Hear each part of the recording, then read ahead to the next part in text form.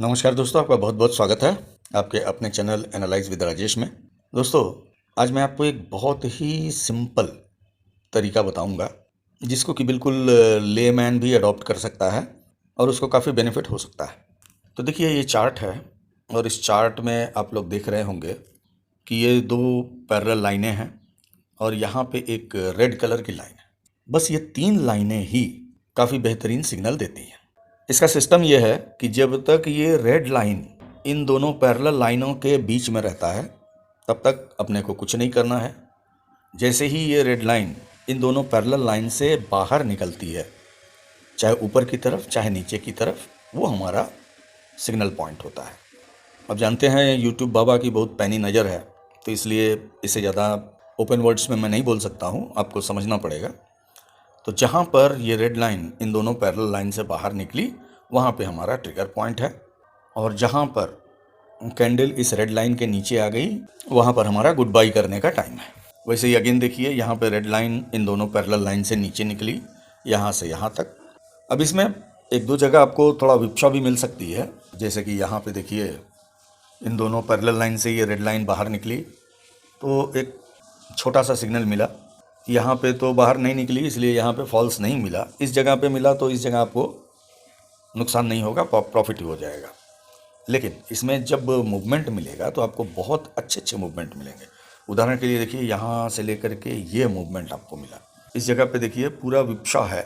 यहाँ पे red line जो है ये दोनों पैरेलल लाइन के अंदर में ही है, और जहाँ पे ये बाहर निकली, जैसे इस जगह पे बाहर है, तो आपको नुकसान नहीं देगी, आपको मोर और लेस कॉस्ट टू कॉस्ट निकाल देगी। अब इस जगह पे देखिए मोमेंटम कम है, फिर भी आपका हिसाब किताब गड़बड़ नहीं होगा। कहीं कहीं पे जहाँ पे बहुत ज़्यादा विपक्षा होती है, बहुत ज़्यादा वॉलेटाइल मार्केट रहता है, वहाँ थोड़ी सी दिक्कत हो सकती है।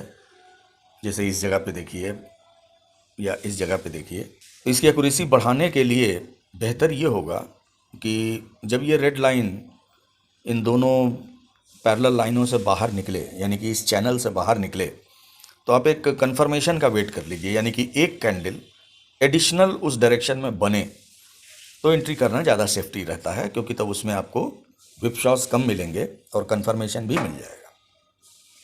वैसे जनरली जब भी ये रेड लाइन बाहर निकलेगी तो मिलेगा कुछ ना कुछ, और कभी कभी काफ़ी अच्छा मिल जाएगा।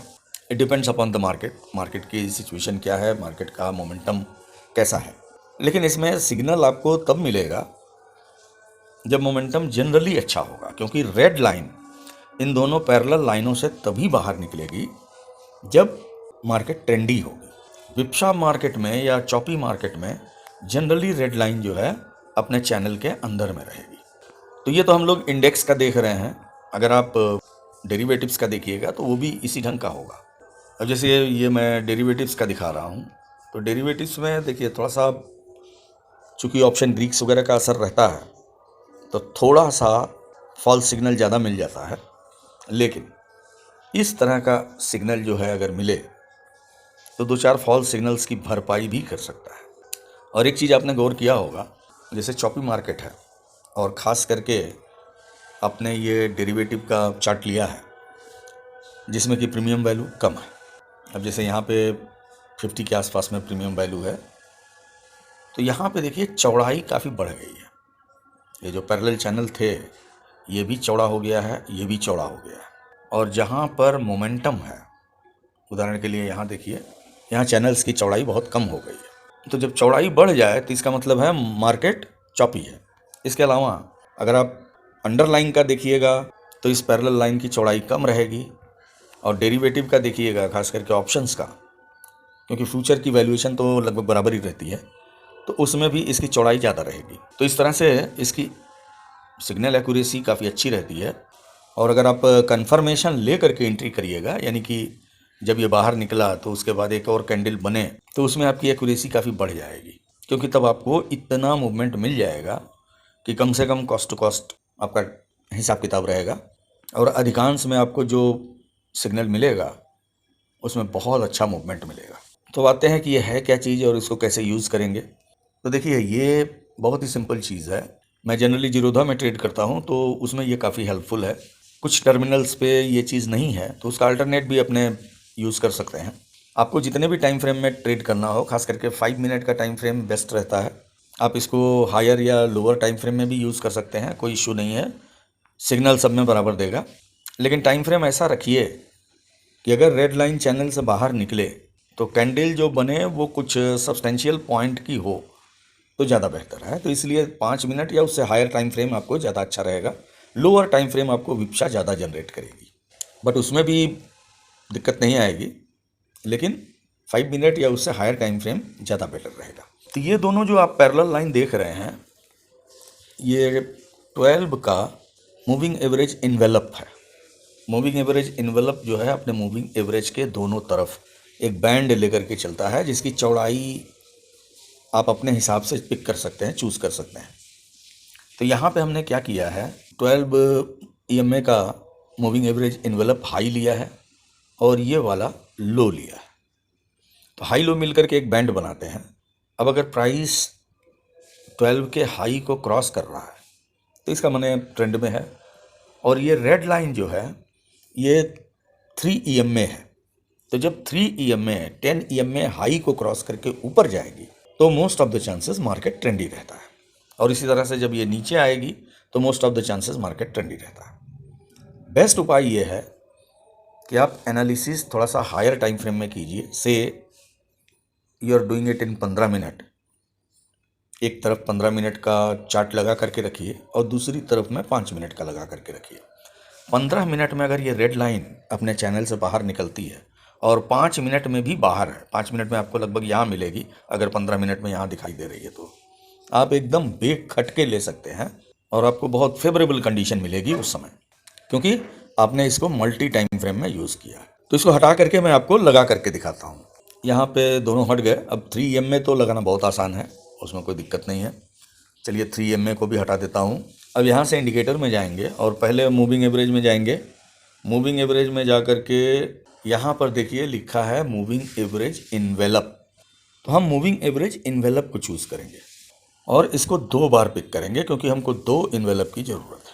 तो ये 2 मूविंग एवरेज इन्वेलप हमने पिक कर लिया। अब इसको हम एडजस्ट करेंगे। तो पहले एक में गए, यहाँ पे जो पीरियड है 50 का है, इसको कर देंगे 12। और ये जो फील्ड है क्लोज, इसको कर देंगे हाई। और शिफ्ट टाइप, यहाँ पर जो शिफ्ट टाइप है इसके आगे डिफ़ॉल्ट में % लिखा हुआ, इसको चेंज करके पॉइंट में कर देंगे। और यहाँ पे 5 लिखा हुआ है, 5 को 1 कर देंगे। जितना बड़ा फिगर आप चूज़ करेंगे उतनी ही ज़्यादा चौड़ाई रहेगी, और जितना छोटा फिगर लेंगे बैंड उतना ही पतला रहेगा। तो 1 करेंगे तो बैंड की विड्थ जो है वो मिनिमम रहेगी। तो इसको डन कर दिए तो हमारा ये एक एनवेलप लग गया। अब दूसरे को हम एडजस्ट करेंगे, इसमें भी सेम चीज़ रखेंगे। पीरियड जो है 12 का ले लिए और फील्ड जो है इसको कर देंगे लो। पहला वाला हमने हाई लिया था, यहाँ % को पॉइंट में कर देंगे और 5 को 1 में कर देंगे एंड डन। तो अब देखिए ये पैरेलल चैनल बन गए। अब हम तीसरा EMA लेंगे, अगेन मूविंग एवरेज में जाएंगे और अब की बार हम सिंपल मूविंग एवरेज लेंगे, इन्वेलप नहीं लेंगे। यहाँ पर हम 3 का ले लेंगे। अब यहाँ पे ये बता दें कि अगर आपको विप्सा थोड़ा कम रखना है तो आप हायर पीरियड भी ले सकते हैं, यहाँ पे 5 का भी ले सकते हैं। और सिग्नल ज़्यादा चाहिए तो 3 से लो का भी ले सकते हैं। 3 क्या है, काफ़ी ऑप्टिमम है। जब ये बाहर निकलेगा तो ट्रेंड अच्छा रहेगा, और 3 का रहने की वजह से ट्रेंड के इनिशियल कंडीशन में ही जैसे ही मोमेंटम आएगा आपको सिग्नल मिल जाएगा, तो इट इज़ बेटर।